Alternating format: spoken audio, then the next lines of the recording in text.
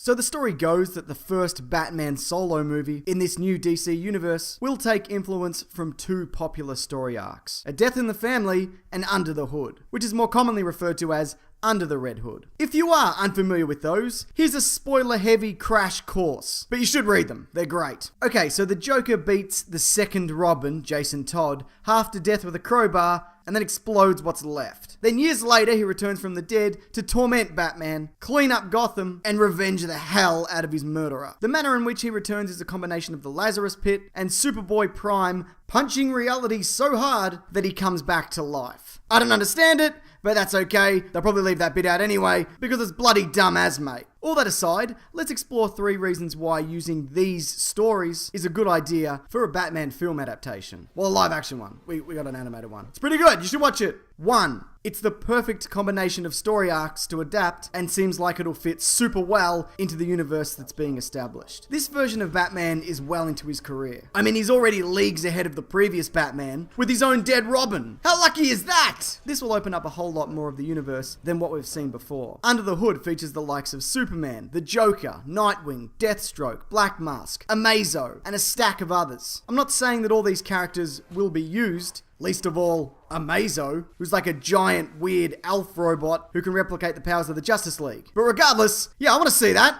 Let's see him. These are comic book arcs with weight, but nevertheless, it's still a very comic book world. And we haven't really gotten any of those in DC's cinematic universes. Except for these two, I guess, but these are bad examples of comic book movies. I mean, Batman and Robin thought a comic book universe was just color and neon and nonsense, and Green Lantern thought it was, I don't know, just a guy fighting a testicle in a patch of fog. But getting back to comics. Now, I've said this at least, you know what, I may have never said it, but I've thought it at least once. I'm sick of adaptations drawing inspiration from Batman Year One and The Dark Knight Returns. Can we stop getting variations of these? There are other, arguably better, and if not better, varied comics. These books are from the 80s, and yeah, they're great, but I'm sick of seeing Batman's first day and Batman's last day. Every director is like, yeah, I really like Batman Year One or The Dark Knight Returns. Yeah, man, that's really something. Everyone likes those. But what else do you like? And you know what I hate more than that? People wanting to do their version of Batman. I don't give a shit about your take on the character anymore, regardless of how good it is.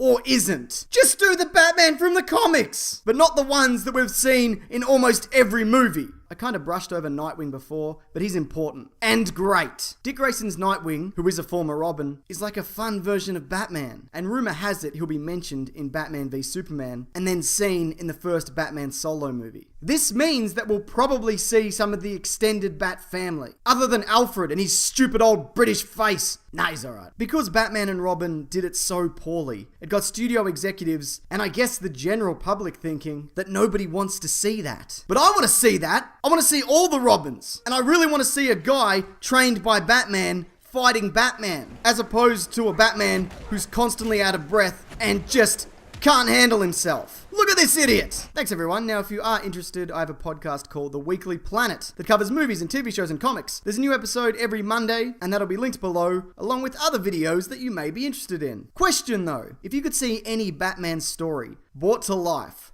what would it be? And if you say The Dark Knight Returns or Batman Year One, so help me, I will kick your little brother into a swiftly flowing river. But if you do have any other thoughts, and you don't want your brother to be washed out to sea, please feel free to leave them below. Alright, thanks everyone. Take care.